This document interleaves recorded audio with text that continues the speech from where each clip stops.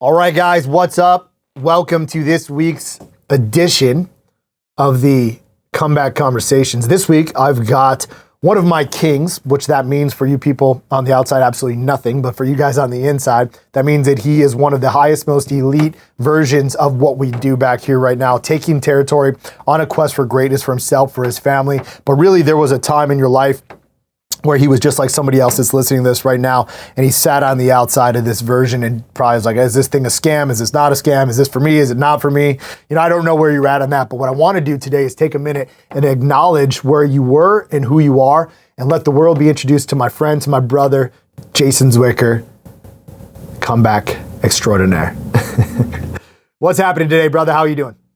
I'm doing great. Thanks for having me. Absolutely. This is great. So, listen, man, just kind of the conversation we just had a couple minutes ago. This is just a place and a platform to just share whatever the hell you want, right? Typically, I like to be able to swear when I do things, but I was told by my team that the more I swear, the less they share my stuff. So, I will try to not swear. You'll probably do the same. But Jason, now why don't you tell these guys a little bit about yourself? Who are you?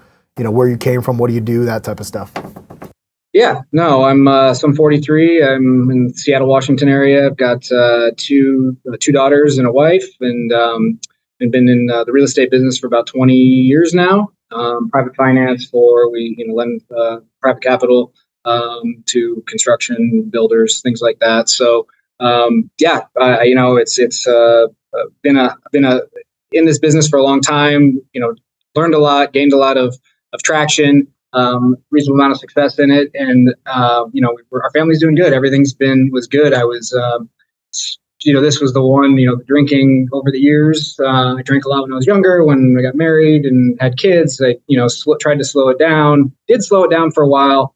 Kind of felt like I had it under control, but it'd pop up and it'd rear its head, and just take things too far or whatever, and then it'd be a problem for my wife and I. And it was just one of those things I just couldn't beat. And so my mom passed away earlier this year, January 1st, actually. And so when that happened, I kind of spiraled a little bit. I don't know if it was an excuse or just an emotional way or not a way to deal with what was happening. And it got out of control. And to me, felt like something was going to happen if I didn't get control of it. And it was super frustrating because I had control of everything else in my life. I felt like I was earned a good income, provided for my family, was able to take care of my wife and lead, everything I needed around the house. But this piece, I just couldn't get my hands around and beat. Do you mind if I just was listening, but you also came and attended one of our comeback experiences. And just as I was sitting here getting ready to do this, my mind was flashing back to the experience and the picture that you painted for me of you when you decided to make the call. Yep. Will you talk about that? Yeah. I was driving home. Let's see. It was spent the weekend over east of the mountains. I was coming home. Felt like crap. Thought that if I drank a beer, I'd feel better. And as I was driving, beautiful sunny morning, driving along the river, just decided that was going to make me feel better because I just felt like shit. And I opened it. Took a couple sips, literally just kind of broke down. I just was like, what am I doing? This is ridiculous. This was early in the morning, right? If I remember correctly? Yeah, it was like 5 a.m. It was insane. I was like, what is going on? So it was just one of those things where I realized this had to stop. And so I got back home, and I'd seen some of your ads, I think on Facebook or whatever in the past, and they'd spoke to me like, this is different. What is this? What is this? And so when I saw it, I got home and I got back and I was just started trying to figure out who was that guy? What was that? And I started, I found, one of your ads, of course. I started scrolling through and Googling or through Facebook search and found it. Instantly called, talked to one of your guys, got set up and joined instantly. It wasn't even a question. And I watched a couple of videos again, just to kind of refresh my head on what the message was. And it was just a different approach. It was giving me back the power. It was, talked about, the message of, being a man, being a leader, it just spoke to me differently, and it was empowering instead of in a message that was, I don't know, made you feel weak or like you had something wrong with you. So to me, it was kind of a no-brainer. I didn't question. I called, signed up, had the meeting, and then went back home and told my wife what I was doing, and kind of showed her a little bit about it, and she was like, okay, and so she's been watching, and Sure.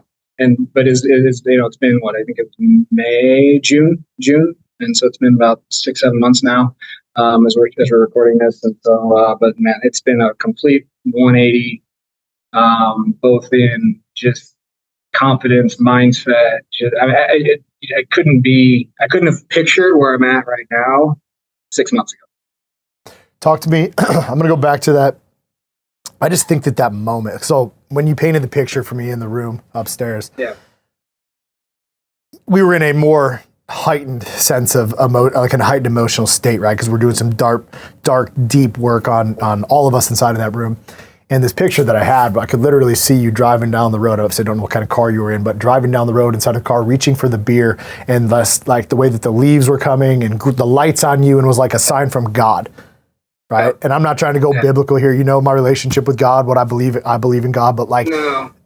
There's been more to what we do here because I've watched it, right? You thought you came for alcohol, but the reality is you stepped through to something entirely different. Yeah. And it wasn't just me that was telling you the message. It was something larger. It was like, hey, bro, for sure, you need to wake up. Yeah. So yeah, it was, and that's exactly. I was driving down the river. The sun was hitting the river, reflecting on me. It was cold, sunny morning. It was exactly that. I mean, it was beautiful. And I'm like, what am I doing? What is this? Like a complete waste of who I am. Like, I'm not who I am. Like, I got off track. I lost my purpose and everything, but 100% right. Like, that definitely was like hey, like, it was loud and clear. Like, that was something needed to change, and I needed to do something. And then from that, and then coming and, getting involved in the program, and just pulling that Band-Aid off and thinking it was alcohol was kind of funny in the grand scheme of things, because you start uncovering all these layers and figuring out just different things, and then applying, the work I do every day now to different parts of my life. And it's just changed so much. But, back to your it's like something kind of spoke to me there. And I feel like it did, because from there, then I met, you guys, and came out and met you in person, and met the group of guys I was there with in person. We've got a bond that's incredible now. I can call any of those guys at any time, and we talk weekly anyway. But it's allowed me to see so many things that I was just not catching, that was right in front of me, the signs. And then so it was just one of those things that truly happened, that I believe that, with my mom's passing, it led me to deal with this. It led me to then, alter my life. And I've looked at it more in I won't say a positive way, but I've definitely found the message in it to take things in a better direction for my family. And it would be what she'd want for me, not to, have had, go the other way where I destruct. So you said your wife's been watching. Yeah. What have you noticed at home, like with your wife, with your kids? What's the relationship like now?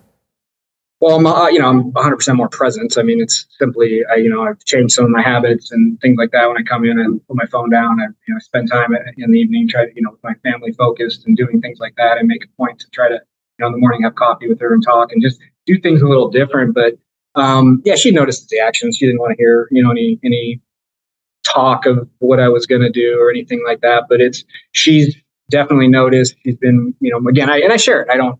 So I let her know what I'm going to be doing in the morning. So I do my my morning routine, which is, taught through kind of your framework, which is amazing. If you just kind of run through that operating system every morning, it sets your day right to win that day, the week, the month, whatever, as you forecast out. But, it's just been great to watch. And she's started looking, I think, I don't want to say looking at herself for improvement, because honestly, she's a pretty focused, demand. Like, she operates at a really high level of just running our house, and it's more work than I feel like I do.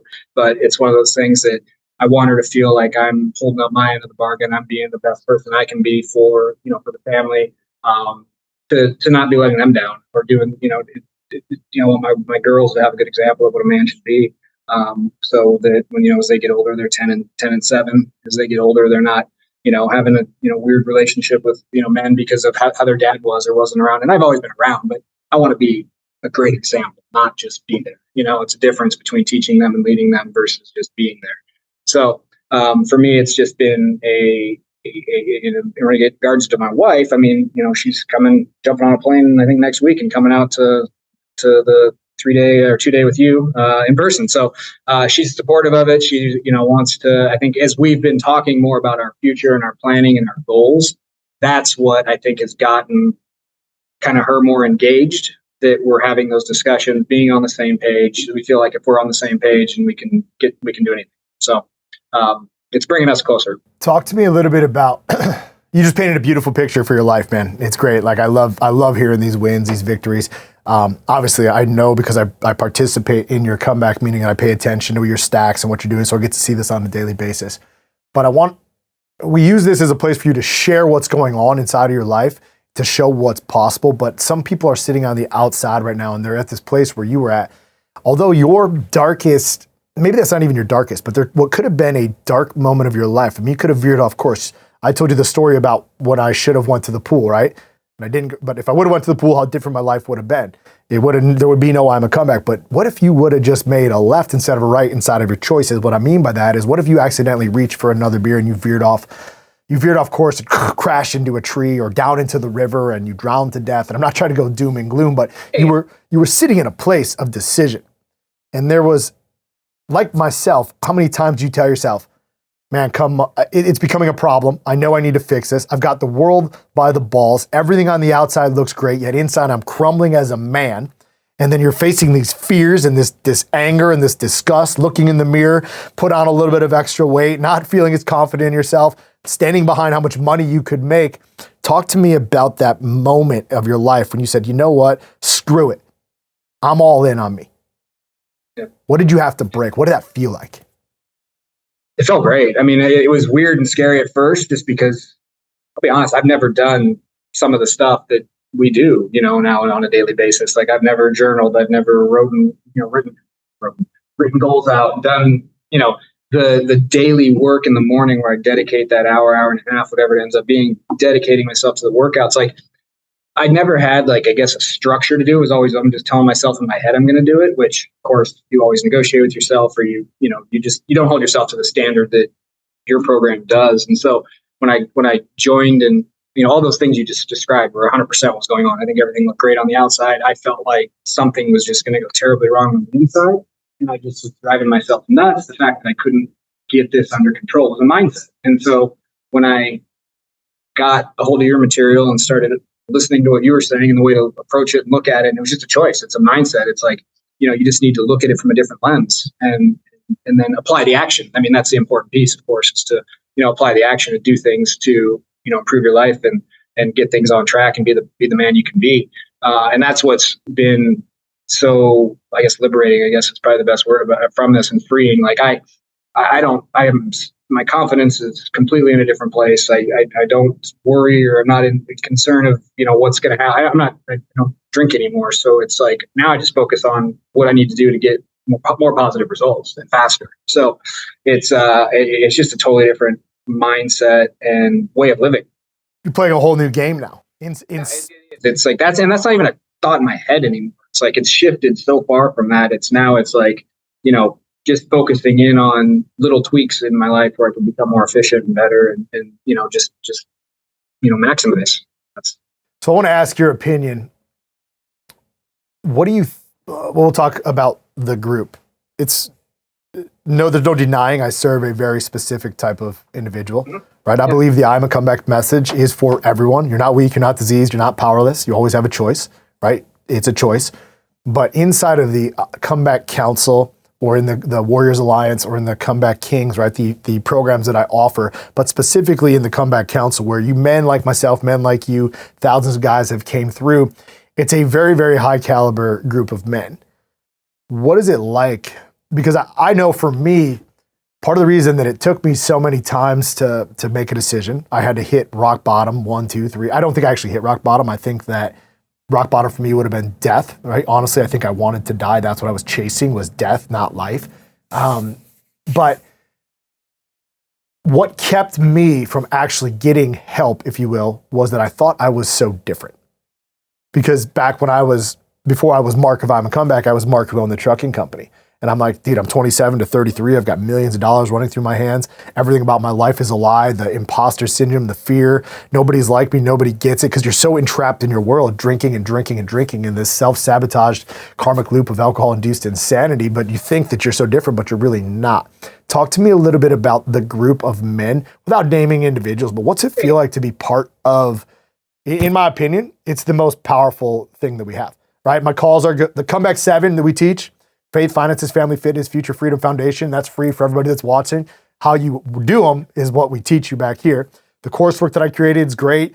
The calls I have are great. But I think that the framework of the Comeback 7 mixed with the component of high-level individuals working together to solve one problem, which isn't solving alcohol. It's awakening of the soul and complete liberation to have whatever it is you want, right? To be free. What's it like to be part of this group? It's amazing. I mean, that's being able to talk to people that understand what you've gone through, but also relate to the successes you're having, but just can't. It's like this one little piece that we couldn't figure out. But everybody's got, like you said, by the world, by the balls, for the most part, like it's a great group of guys. Like, and you learn, and everybody has different experiences in business. It kind of turns more into almost like business and other, but as you get started in it, just having the comeback council and going through and having the breakout rooms and talking to guys and that relate to you and are going through the same stuff. And they're, one guy maybe 3 weeks in, one guy maybe day 2, or, your first weekend. But I mean, just jumping into that and just having those conversations every time, you get so much out of it. It just kind of boosts you, moves the needle just a touch more in the right direction. That was what I needed, not to go. I mean, I talked with, I'd called a few different, like online, like, I don't know, there's an online counselor. I went to a counselor in person. I tried to just kind of, they had no clue. Like they can't, and they couldn't deal. Not that, I was some special case or anything. I don't really honestly think it was nearly as bad as other people, or it could have been for me even. But I think it could have got a lot worse. I was trying to get ahead of it because I could just see the path I was going down. But my point to that is that none of those other places I kind of went and tried to find someone to talk to about it, because I didn't want to, that wasn't like something I wanted to burden my wife with. And she doesn't even drink really. So it wasn't something that she'd kind of relate to. I was just trying to find a place. And it was like, oh, okay, these guys get it. These guys are successful. These guys, are dealing with what I'm dealing with. And we all, of course, different stories, but very similar. I mean, at the bottom line is they're all pretty much the same, but just different events. And so it just, yeah. It's trendy. This is a place where I'm going to put a little plug in for what we do right here in the Comeback Council, but you just told the truth about what it is. You're not a paid actor, right? You're just you pay to be part of this, and you pay to be part of this thing all the time. And here you are just using this platform with me to help more people. But I've been at this for a while, right? I've been serving just elite businessmen and slowly clawing and inching. You've been watching me do it. Be better, serve, say no to people. There's a lot of people out there trying to do what we do right now. But the truth is, I don't want to just show you, right? Or tell you, I want to show you. And you are like a proving example of what it is. So for somebody who's watching this on the outside, like Jason's legit in business and all the other guys you talked about are legit in business. Let's go back to one other thing real quick. God. Yeah. The conversation of God has got injected into your life. Maybe, I don't know where you're at before, because our thing, faith, simply means believing in something you cannot see. However, this year, since you've been part of this, I put a heavy tone on God, G-O-D with a capital G, right? What has it been like allowing this to be part of your life? Not from an alcohol standpoint, but from understanding that we're playing this game from a much larger facet. Yeah.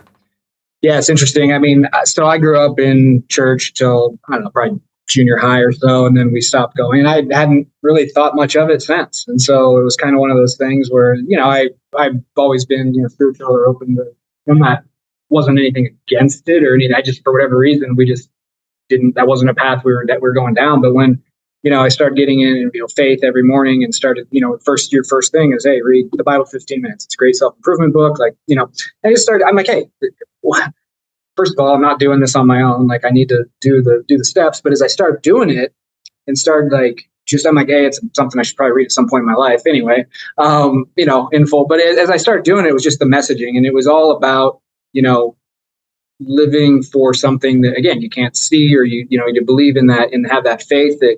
And so, I applied it a little differently at first. It was probably the one that took me a minute to kind of get my head around a little more. But yeah, I mean, it's undeniable that as I look back at the events, that these things took place because of something greater than myself. And so the fact that I actually recognized it, grabbed onto it, and now it's the first thing I wrote my stack this morning. It's like the first thing I do in the morning. It's, I grab my book, grab a coffee, sit by the fire. It's dark. I just have a lamp on, and boom, I go through that, and I try to make notes and just start my day with that.